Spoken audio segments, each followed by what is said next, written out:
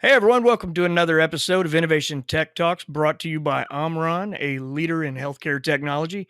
I'm your host, Corey Noles, and today's podcast is going to be a cool one. We're going to be talking about the world of vinyl records and merging that with true digital here with Aaron Peterson. Aaron is the technical co-founder of Burntable, the creator of DropStation. Burntable is the world's first dedicated site designed to ease the digital preservation of vinyl recordings. Uh, if you're asking yourself if that's the same as streaming music on Spotify or Apple, it absolutely is not. This is so far beyond that. So prepare for an education on merging these worlds to create some killer high quality sound that you probably haven't heard before. Aaron, how you doing today, man? I'm doing good. Your introduction was so much better than anything I could have even come up with myself. I'm like, I have to write all that down because I do that's too. really good. Don't feel bad. That's good. Well, I guess let's start out by learning a little about you. Kind of, what's your background, Aaron? It is mostly software, and then I had a little bit of a music mixing and production career in the early 2000s. I opened a small recording studio with my friend, who's also my Burntable co-founder. We opened a recording studio in Koreatown, and I would say, I had been messing with audio recording since the mid 90s. Wow. And I'm a musician. I play pretty much everything. But that's kind of how, like, learning about audio and learning about the different qualities of audio, that's how that started. And then that's how I learned about digital. So I've been messing with, analog to digital conversion for many years and kind of watching that change, going from even myself. I was born in 1978, but I still kind of caught the tail end of the analog world. Same. And so I got to sort of make that transition, in the amateur world, before, and then, sort of like right in the middle of that, being able to see and really start listening to when analog to digital conversion made it into the home studio and started getting like phenomenal, probably with the, was it called the 002 or something that who made that? There's an audio interface that was like the one that changed everything. And I can remember listening to that and being like, this sounds pretty freaking good. This is going to change everything. Now, if we can just get the price of hard drives down, it will solve all of our problems, which is a moot issue now. Nobody cares. Like, hard drives are basically free. Thank God. Those have changed a lot. That's how that started. That's how, and then eventually, Chris, my co-founder, he got me into collecting vinyl. He's the one who started saying, I think it was Steve Albini's master of In Utero by Nirvana he was like, let me just capture this to my little Motu audio interface. I just want you to hear what this sounds like. It's going to blow your mind. And so being able to hear that right off. Now, keep in mind, he has a Rega P3. He's got a Hanna SL cartridge. He's got, pretty nice Rega preamp, well equipped. And so it was like everything that mastering engineer and that lathe operator cutting that record, cutting that lacquer, everything they put into that, we could hear crystal clear. But you got the whole thing. You got the whole ride of like the dynamics, and just like, I feel like it sparked something in me that was like, shit, this is, I don't know if I'm allowed to say the SH word. You're good. All right. Sorry. I cuss a lot. I'm going to try my hardest. But I thought, if I'm going to listen to In Utero, this is the one I want to hear. Well, it was like, okay, well, you got to go buy this. You got to go buy that Steve Albini pressing on Discogs, and it's $280. And I'm like, well, that's a bummer. And so it got to this thing where it was like, now I want to hear what this sounds like in my car. And then I listened in my car, and I was like, again, it was like, why doesn't anything sound like this anymore? And that's how it started. And it was like kind of right in the beginning of the pandemic. And it was like, let's work on this now. Let's turn this in. We're nuts. Like, who cares? It might be the end of the world. Let's just do something crazy. Who cares? That's right. And so that's how it started. Wow.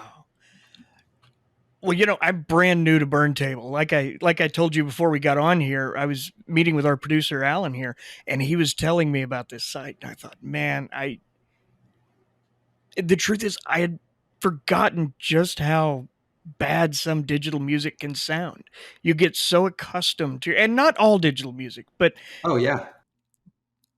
but between my turntable and that, it's just so night and day, so much more than I realized.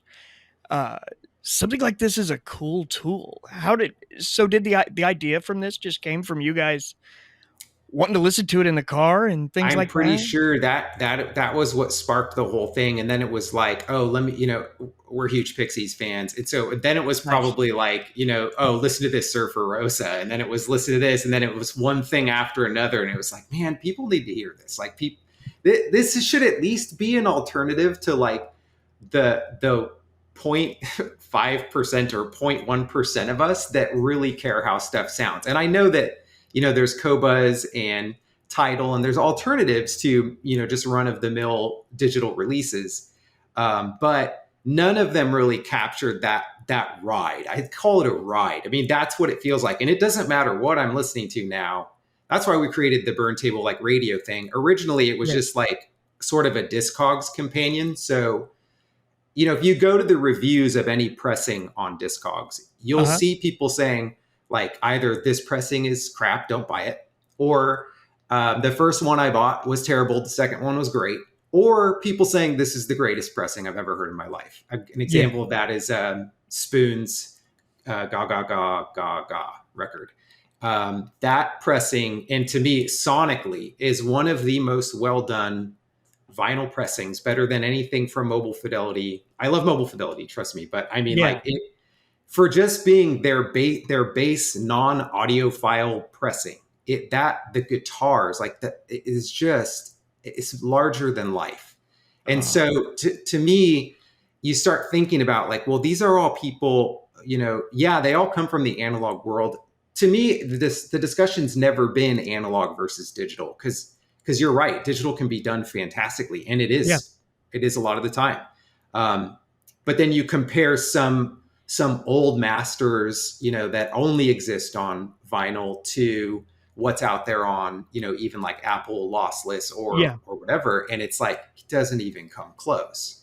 And I could just as easily say, which is true, there are some terrible pressings. I have quite a few of them. Yeah. Usually when I'm just going through Target, like grocery shopping, I swing by their little vinyl aisle. I Yeah. have about a 50% success rate on their pressings. The good ones are amazing. The Weekend, the highlights is the way to hear the Weekend's body of work.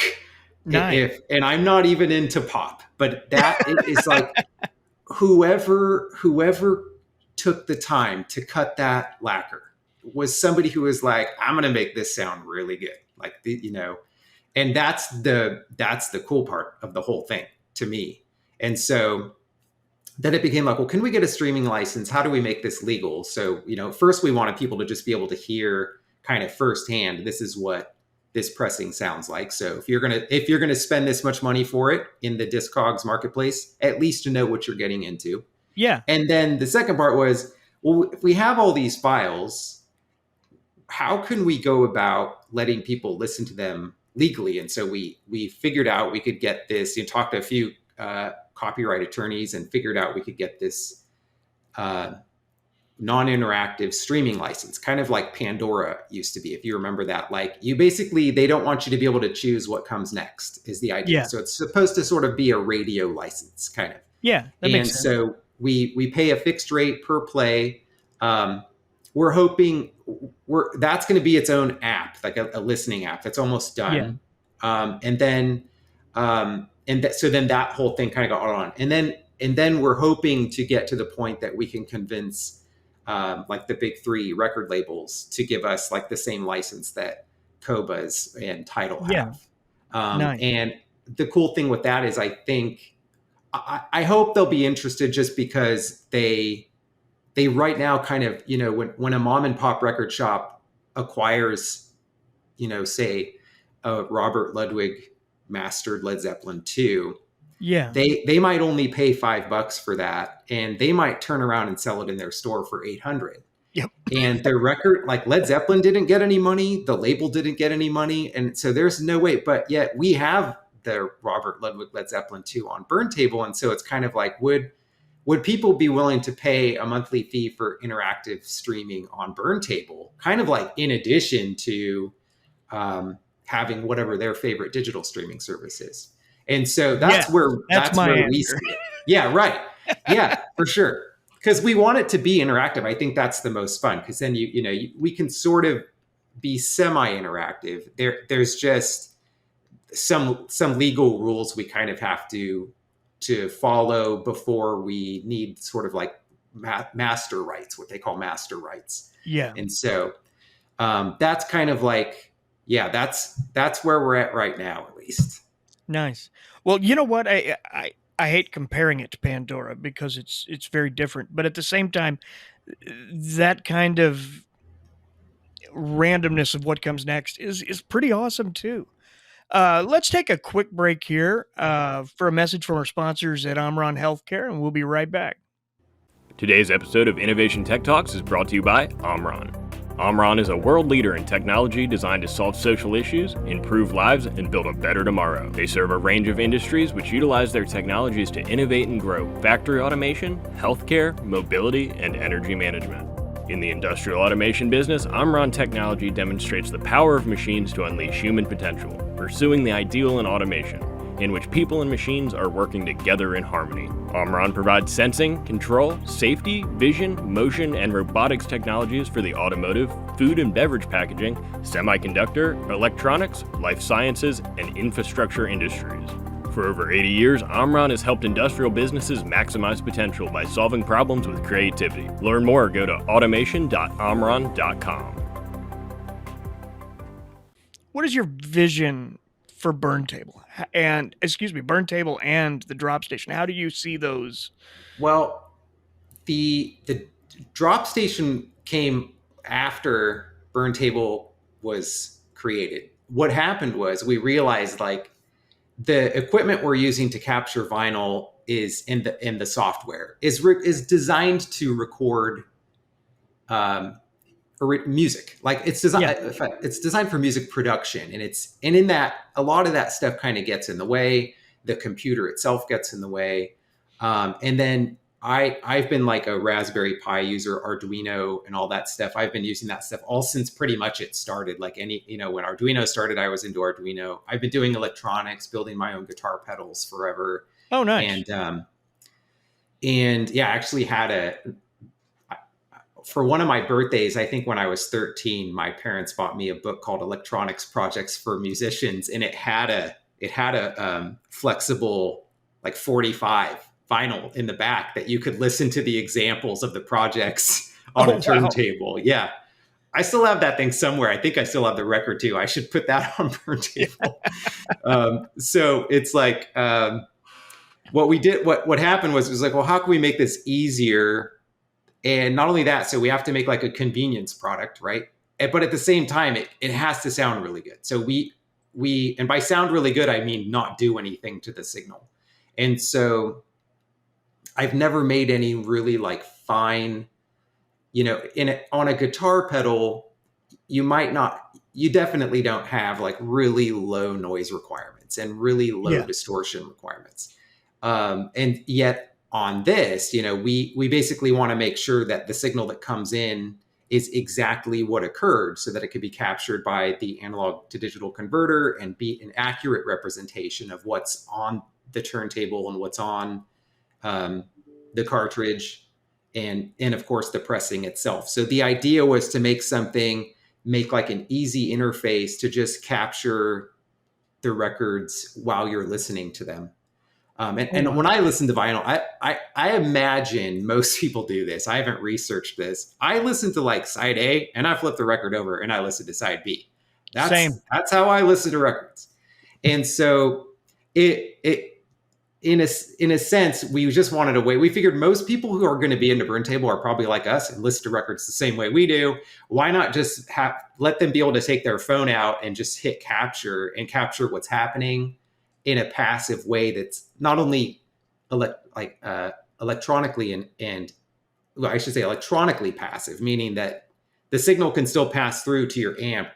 We just kind of tap into it and capture and convert it to digital. And so we had to, the idea was to create something to make it easier for people to get stuff on Burntable. We did not know so many people were going to come. We had like an interest list from our website of like 1,600 people so quickly, and getting emails from all over the world where it's like, hey, I have this collection of like rare Swedish metal, and it's like, and I have 1,800 LPs, and they're all awesome, and nobody can stream this stuff. And we're like, we got a DJ from Detroit who, I have 3,000 records, and I have jazz records that are unreleased, and they're such good pressings, it feels like you're in the room. And all this, we were like, holy crap, like this is exactly what we wanted. It's the same thing that sparked it from the beginning with just Steve Albini, Steve Albini's amazing, but with In Utero's, everything that happened during the recording of In Utero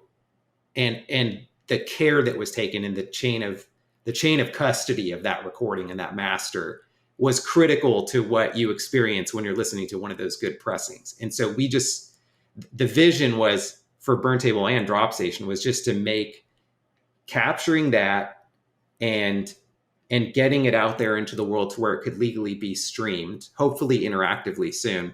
Yeah. To make that as easy as possible. And then not only that, but these collectors, like these guys that have these super rare, even if you don't have rare records, but if you've been collecting good pressings, what stuff you love to listen to in your collection, and being able to like have you be the last line of defense against creating a crappy digital version of something. It honors the master so that the labels are concerned about that. The labels kind of want final say in the master. And that vinyl, analog pressing, or that vinyl pressing is an approved master. And in fact, we go as far to say, even on our like contributors guide, to not do anything to the signal, no dynamics, no nothing. And so we had to go as far as writing an algorithm that would peak limit across all sides of a release, so that we do peak limiting, but it's not a dynamic, not technically like destructive dynamic processing. It's just math, simple math. And so that was kind of the ideal. That was the idea, which was that, these people with these pressings that sound great, even if they're not rare. Example would be The Weeknd, The Highlights, which was, it's a double LP from Target. Not a rare pressing, but a fantastic pressing. And I feel like if you're a fan of The Weeknd, you might like to hear this version in your car versus what's on Tidal. You might. If you don't, you don't. But one of the things that happens is our streaming stuff is significantly quieter, or seems quieter, because it is not being limited. It's not being, when you limit something, you're actually kind of just cramming the bottom up to the top, and you're shrinking down, compressing all those dynamics. Spotify limits everything to an algorithm called LUFS, and they use, I believe, what they call, I think it's called I think they go to minus 16 LUFS. And if you read about mastering engineers complaining to Spotify about leave my effing files alone, as in let me do it, don't change it. And then Spotify's thing is like, well, if our audio doesn't appear louder than a competing streaming service, people will say, well, Spotify doesn't sound good.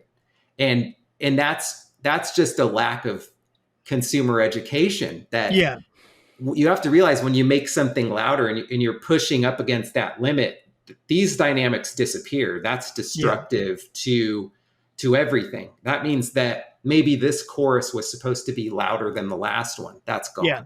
Maybe this chorus is supposed to be way louder than the verse before it. That's gone. That's been diminished. Yeah. And all because, we need to have something that appears competitive. And so you remember like the loudness wars with the Metallica record that kind of made everyone, finally consumers were like, this doesn't sound good. Just like, stop what you're doing. You've gone too far. People have to realize that that never really stopped happening. And especially when Yeah. it came to mass digital distribution, is we kept kind of crunching that, compressing those dynamics up there. What happens, the first thing you'll notice if you stream something like Burntable in your car is that you have to turn it up. And it's not that that we put quiet information into the file. It's that, the loudest point is still the loudest point that your car stereo could go. The difference is that all of the subtle sounds that make that what's so important about those dynamics is still there. And that what the guy who cut the lacquer, the lathe operator,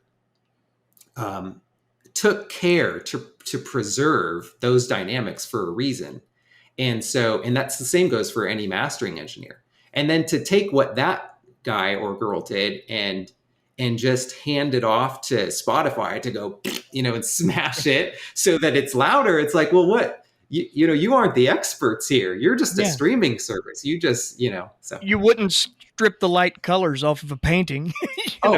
That is the best. I'm glad you brought that up because it is the perfect analogy. It would be like going to the finest fine art museum and one day they're like, yeah, today we decided to light everything with blue LEDs because we thought it was cool. It's like, you can't do that. You can't just, and like, what would if you're somewhere where all of these painters can't speak for themselves anymore, suddenly, they're saying, and who knows what they would say? Like, well, why did you light it like that? Why'd you light it from the top down? When I painted it, the window was behind me.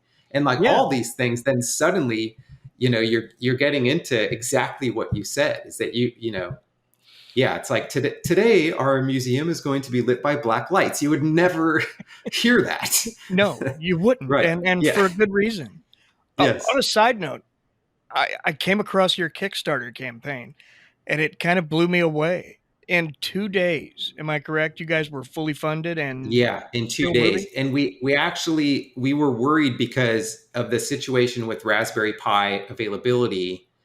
We were kind of like running ads to promote it on Facebook and Instagram, which we pulled after the second day because in the talks that we've had with Raspberry Pi, there's still a chip shortage going on. Yeah. We didn't know that was going to happen so quickly. And we were afraid if we started pushing it, that it would really take off if it ended up on, Rolling Stone magazine or something picked up somewhere, that we would have been then at the mercy of the Kickstarter system. Well, you can't just stop a Kickstarter. So if it runs off the tracks, you have, the opposite problem of a Kickstarter failing, which they do all the time. You have a problem that you can't turn it off. And so the next thing we'd be potentially end up with a bunch of product we couldn't deliver on time. Yeah. And so we sort of shut it down. It was like, well, we thought it's obvious the demand is there. So we're good. Let's just kind of be quiet from now on about it and let it play out. But it was, like less than 24. It was about 18 hours. It was fully funded. And you could always do another round later if you needed to. Yeah, well, we're gonna open DropStation. It's dropstation.us. We're gonna open it up to pre-order soon. We thought we would do it sooner than later, but we're still waiting and talking to Raspberry Pi Foundation or the Raspberry Pi Limited, I believe it's called, because we're kind of in their commercial arm of usage. And we talk to them every week or two to kind of get an update. We have orders out with the distributors now for the batch that's shipping in September. But I think once we get what's happened is now, I don't know if you've monitored the Raspberry Pi situation, but they're like sneakers now. They're being hoarded and flipped on eBay, right? For 5 times their value or so? Oh, yeah. Yeah. Oh, if you're lucky. Yeah. And so it's like basically Raspberry Pi became like a hot, Nike sneaker drop. And any time a retailer had them, these bots would swoop in and pick up all of the stock. And then they would get, slowly be trickled onto eBay at 5 to 10 times the price. Again, if you're lucky. Like sneakers, PlayStation 5s. Oh yeah. It was pretty sad actually, because one bummer is that the goal of Raspberry Pi was kind of for education. And so none of these people who have had for 2 years, these people who have had interest in maybe building something cool could not. And that sucks. I mean, it's a total bummer. So what's happened is in the past, I want to say like 5 months or so, Raspberry Pi has been aggressively cracking down on stuff disappearing from warehouses, or, even distributors having some shady stuff going on. And they've started cracking down and then urging their distributors and retailers to police who's buying what. So there's a lot, they're starting to come back on the market now, but they're being limited by, the amount of quantity you can purchase. And sometimes they require a pre-existing relationship with the company. And then on the commercial side, like for us, we have to prove to them, like sending them the link to the Kickstarter, sending them the link to our website. We had an existing account with our distributor, Newark. And so you kind of have to negotiate and plan around this whole thing. But we're at the mercy right now of Raspberry Pi availability, specifically the chip on the Raspberry Pi, which is manufactured by Broadcom. That's the... Oh gosh. Yeah. Yeah, that's crazy. So what's the status of the app right now? I know it. As of right now, we're about done. We've only done testing on the Android. So we're all iPhone people. Just so happens we have tons of iPhones to test on actual devices. We've only been testing on Android on the emulator, and just received yesterday Samsung S10, Galaxy S10. It's a nice phone. It sounds pretty good too. So we're just trying to make sure everything's running smooth on Android, because we don't want to. And we developed in a framework called Flutter that allows us to kind of write one code base and then generate an Android and iPhone app from the same code base. And the DropStation app works the same way. And the DropStation app is basically, it's like 3 tabs. And the center tab is just kind of like a mini Burntable version. And that allows you to, because the DropStation device is already in between your turntable phono stage and your amp, anytime you just kind of want to plug into somebody else's record collection, that comes out of our DAC, our digital to analog converter. And so you can just kind of like chill in your living room and play a couple of your own records and be like, let's listen to the jazz channel in 96K lossless. And then you're listening to not only other people's records, but you're listening to other people's turntables and cartridges, which can be pretty cool, because you might notice one user using a specific cartridge for things and think like, that sounds pretty good. Like I had no idea how much I liked the Grado Gold cartridge until I heard it on Burntable. And then I was like, man, I really like cartridges that sound really good, but aren't thousands of dollars. Yeah. Yeah. So something that's actually accessible to the normal human. I normally there's one cartridge I always tell people to buy, and it's the Audio-Tech AT VM. There's a VM 95 ml and a VM 540, something like that.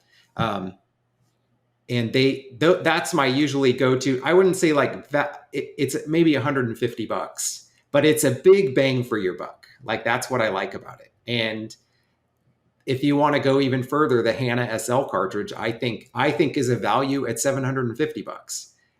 So, I mean, but it's really cool. You slowly, just listening to Burntable, start becoming a cartridge expert, because you're hearing all these different cartridges. And it's like, man, and not only that, but someone on Burntable's got an old Shure cartridge that it has a really cool vibe to it. I mean, it's like, it sounds good. And they emailed and said like, do you think it sounds okay? Should we change it? I was like, don't change a thing. It sounds great. It doesn't, not everything needs to be a $700 cartridge or a $3,000 turntable. That's matter of fact, it's better if some of it's not, because you might buy that album later and not be able to reproduce what you're getting out of a $30,000 hi-fi system. I would say by far to me, the cartridge is the most important part. I'm sure many people would argue with that, but I liken that to again, being in the recording studio, recording a vocalist, and that microphone, that first part of the signal that's doing the heavy lifting of converting what's coming out of their mouth into a recording. Yeah. We haven't even gotten to digital yet, but that, studios will regularly pay $20,000 for a Neumann U47 microphone, and not even blink. That's just a given that they know when they put that microphone in front of most singers, it's going to be, and it's on, that microphone's probably on a good 60 to 70% of every record you've ever heard. So, and there's a reason for it. And so, and that's what kind of, what cracks, I understand when people say like, well, Burntable doesn't make sense because it's analog and it's digital. And it's like, you really have to understand that the role of that cartridge and that stylus and the work put into that pressing, that's the role of the microphone that was used in the studio. And that microphone was piped into a also $3,000 preamp that engineer swears by and won't change. And that preamp output went right into maybe a console or into an analog to digital converter that, again, that engineer swears by. He says, might not have been serviced in 12 years. Oh, right. Oh, no kidding. And I mean, that's the other thing too, and I get it. When I've seen a lot of stuff with like certain, celebrity musicians where they're promoting analog, and I totally get that. But this it's very possible to kind of create a bad sample when you get into the analog versus digital debate. Yeah. The thing you have to factor in is that to be the guy that's operating a 24 track 2-inch machine, you've already been working in a studio if they trust you around that machine. You've been working around engineers who can work, are being hired to work in a studio that can afford that machine. Chances are really good you know what you're doing. You know how to use a mixing console and you know how to record. And so to say that analog was the reason why that's good, you're really discrediting the operator. And that's why I would say the same thing, that you could just as well credit the engineers and all the way, everyone who had, custody of that signal from analog to digital to anywhere else, that all of those people deserve credit for sort of honoring what originally happened in that room when the record was recorded. Yeah. Well, and for me, the difference in digital and analog isn't so much a competition as like digital is great when I'm jogging, when I am driving a car. That's all fine and good. But when I'm home and when I'm not listening to music while doing something else, when what I'm doing is sitting down for the purpose of taking in a great album, I want that vinyl. I want that sound. Instead of it being something I'm doing while I'm doing other things, it's the act of sitting down specifically to listen to music that I enjoy. That is where analog really shines for me. Yeah, for sure. I'm the same way. I think what happened to me is once I got the Burntable, once I was able to inject that, and the DAC plays a big role in this too, because remember the analog to digital conversion is just one side of it. Then turning that data back into analog is just as important in a lot of ways. And getting to where I started noticing I was listening to Burntable stuff on through my amp and my speakers in my living room. That was when I started to realize like this, I prefer analog, but I prefer what I prefer is what was done on that vinyl. Like I prefer the way that was done in most cases. And when you're sitting there with your phone connected to your speakers, and you give it the same care and attention you would your turntable, as in, I'm going to sit in my living room and listen to music, but let me give digital a shot through my system the same way I enjoy my records.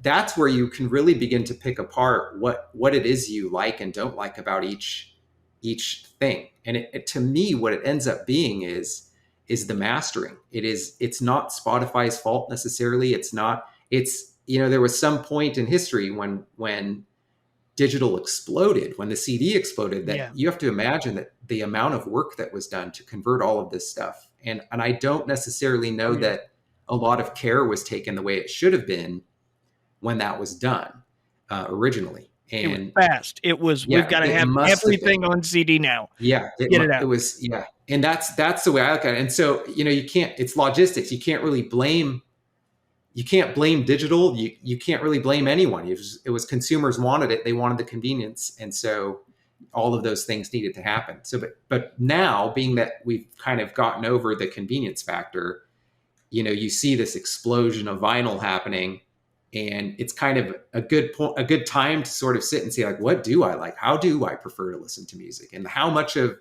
vinyl is that ritual, and how much of it is actually like, I prefer the way this sounds. I prefer the energy and the dynamics and in the stereo image of this. There's so many factors. With that said, that translates so well. I have been listening to Burntable through my television web browser hooked into my amp and coming out through my speakers, and it translates really well. I mean, I love even hearing a little pop here and there. I love the whole feel manages to come with it, which is something that I guess traditional digital music, I don't know how to say that, is something I feel like I've been missing, like from I Apple know Music or Spotify. Yeah, I know exactly what you're saying, and I can't tell you why either. I mean, if you think of honestly, if you think of how complex our hearing system is neurologically, from our ears into our brain, and the reason, how evolution gave us that as a tool to protect ourselves and be able to hear a predator from 50 yards away step on some leaves while you're next to a waterfall. Like that, Yeah. that tool was given to us. We don't really need that anymore. And so now we kind of play with this toy that was given to us, and we came up with jazz and classical music. We came up with this as this toy. It's like, look what our ears can do. And so to me, that makes it, you end up realizing that our ears are capable of some amazing things. And it's true that with the pops and clicks and stuff, people bring that up a lot. Like, what if I don't want pops and clicks? Can you remove those? And we don't. And we encourage people not to mess with that. And the reason is, every automated system we've had to remove that, that we've tested, is having a negative effect on the dynamics that we're trying to preserve in the first place. And so you might not hear it right away, but for instance, like when the tip of a drumstick hits a snare drum, that is like this really explosive event that has a lot of subtle parts that are, condensed into a short amount of time, but contain a lot of information. And again, going back to that evolution thing and how good we can hear, is that we are able to kind of create an image and place things by the way a transient was delivered to our ear. And so when you try to remove pops and clicks, especially automatically, you're kind of searching through the digital data to try to find things that don't look like they belong. But you have to be a random peak, right? But the question is what was random, and what we've seen is that it'll take that snare drum crack and just snip off like nanoseconds, like small amounts. And it doesn't seem to affect it until you compare it on speakers in that room, like you're saying, and suddenly it seems like now the music's kind of tucked back toward the wall behind my speakers for some reason. Yeah. And that's your brain telling you is something's changed. And while, I could play you the two versions of that, one where I snipped off just a little part, or I compressed a little part of the dynamics of that snare drum crack. And if I played them to you, independently, at different times, not back to back, you might not say there's any difference, or you might say this is the same file, stop pulling my leg. But when you hear them back to back, your brain starts seeing this difference, maybe in this 3D placement of this sound. And then suddenly you begin to see why you like sitting down and listening to records, and what it is about those little things. Vinyl doesn't really place those limits that you might have placed somewhere else. Or again, we don't know really what the effects of Spotify's and a lot of these streaming services algorithm is when it's when it's compressing those dynamics to achieve that uniform loudness level. So that's where you end up with these things. And I'm sure you've discovered there are some things you can listen to on whatever streaming service you use, and they sound fantastic. Yeah. And then there are other times when you go and you put a record on and say, I've never heard anything on Spotify like this record playing on my turntable through my stereo system.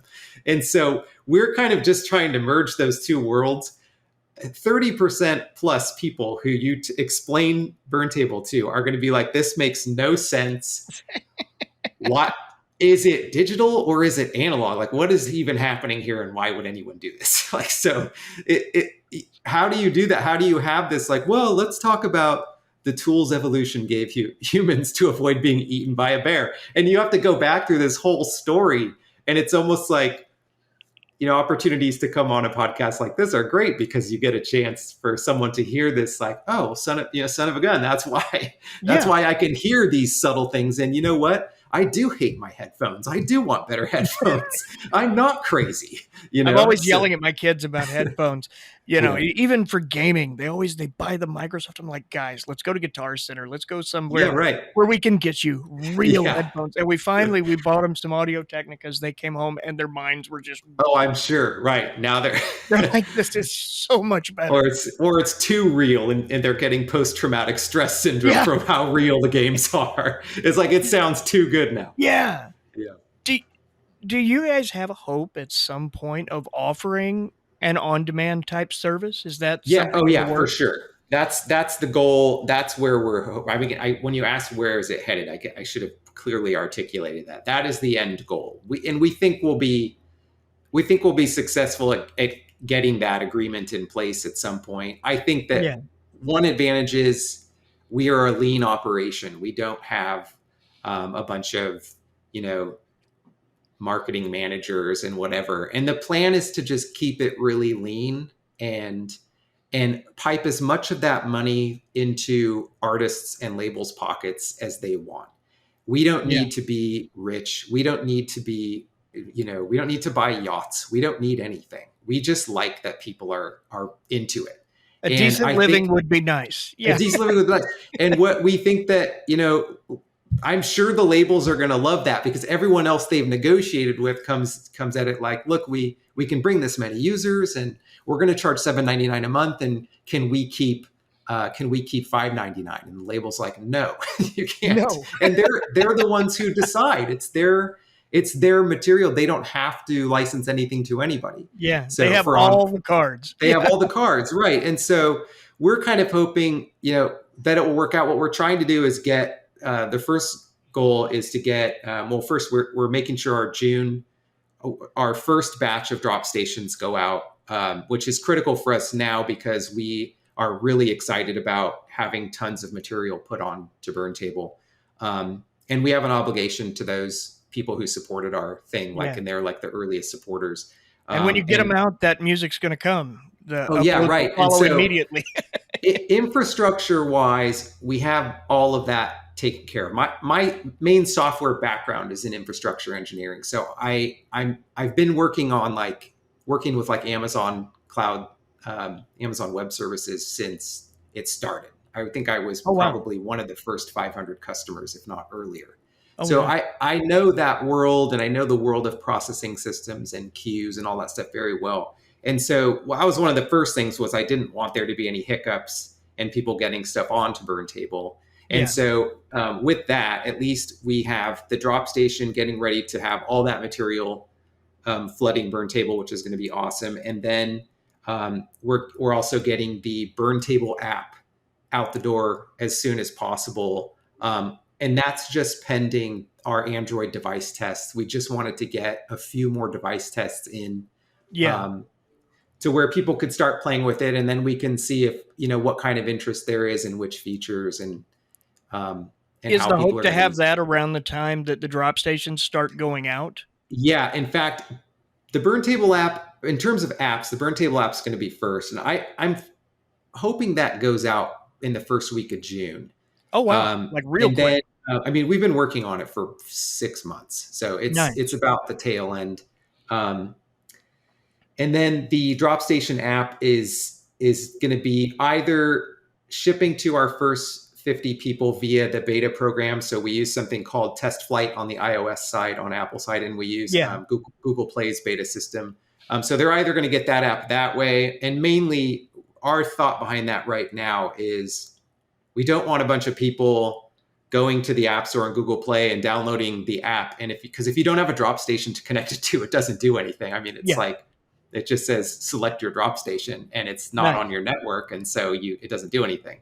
Yeah. So we might limit that and use the beta distribution thing there. But Burntable will be publicly available first, which will be as it exists pretty much now. It lets you create playlists, very similar to a site called 8tracks.com or Mixcloud. And so as long as your playlist doesn't violate the rules of our streaming license, then you can share it publicly. And so you can kind of make playlists out of other people's vinyl and then share those, and then people can listen to them using that same kind of semi-interactive license. That's probably what I ran into the other day. I was trying to set up a playlist, and I think I grabbed that Led Zeppelin 2 and just yanked a couple songs off it and grabbed something from another, and I was having a little trouble with it. But I thought, okay, this is coming together. I was like, it's a work in progress. A labor of love that is coming together. We've tried to, we kind of like release stuff as we're working on it. And we're like, oh, that works pretty good. And so we just put stuff out there, like, especially on the website. It's kind of like, we get half the feedback we get is like, hey, this is broken. And then the other half is like, hey, can you make it do this instead? And so that's what we want. And we feel like we don't get any suggestions until we put something out there. And then while it might seem still like a dumb strategy, it's a good strategy to me, because that to me tells us we're only working on stuff people want. And that's the best, that's the idea. It's like if we can be as efficient as possible, like what will make us the most efficient at working on these apps is when people tell us what they want. So getting stuff out there and sort of seeing where people are confused. And we come across stuff every day. We'll search on forums, and we'll find posts on forums where people will say, I don't understand, when you click this, it does this. And then we go back and we fix it. And so I've noticed you guys do a good job of bouncing around and keeping up with those conversations. Oh yeah, we're constantly, we deploy software probably on average, I would say on average once a day. Some days you'll get 10 updates on the web app. And then we're kind of working the website and the iOS and Android app for Burntable use the same APIs. So we're kind of getting those all synced up, and then kind of like as we see what people say about what they can access on the web, we kind of have been adding some of those features and modifying stuff on the native app as well to kind of sync up with that. So in that sense, we don't really aggressively promote, go to Burntable and listen to our streaming platform. Yeah. And the reason we don't is because the people who find it now, like yourself included, are people who are like really into what we're doing. They get it, and they're going to forgive us for little hiccups now and then, but they're also going to not feel bad about emailing us and being like, hey, can you make it do this or whatever? And so it works out. And so what we're trying to do is get it to where everyone likes it and thinks it's cool. And then we can push it out and start. Well, it took 2 seconds for it to click in my brain and go, this is badass. This is a big thing. This has some serious potential. As soon as Alan said it, I was like, ding, that's such a great idea. It is really interesting to hear how people, when we get emails, like I got a really awesome email from this guy this was like a week ago or two. It was like a Saturday night. And you could tell he had been like sitting and just like drinking whiskey and listening to Burntable on his couch. And he sends this email and it's like, I'm just sitting here on my third glass of whiskey and I'm just marveling at what you have created here. This is amazing. And I'm like, man, that's one of those things where it's like a drunk email you're going to regret the next day. And so I wrote him right back and I was like, that's awesome. Your email is awesome. And we're going to get drunk with you. And this is great. So that way, the next morning, he didn't have to go like, oh, why did I send that email? I hope I didn't sound like an idiot. Like, you're not an idiot. We too. we'll drink whiskey and listen to Burntable. What That's you're doing is A-okay. I did it this weekend, and I'll probably do it this evening. So, okay, good. Awesome. Well, hey, where can listeners go to learn more about Burntable, DropStation, and see what you guys are doing? Burntable is just burntable.com. So it's Burntable, like turntable, but with a B. And then, DropStation is dropstation.us. Nice. And not to be confused with Burntables, which are plasma CNC cutters.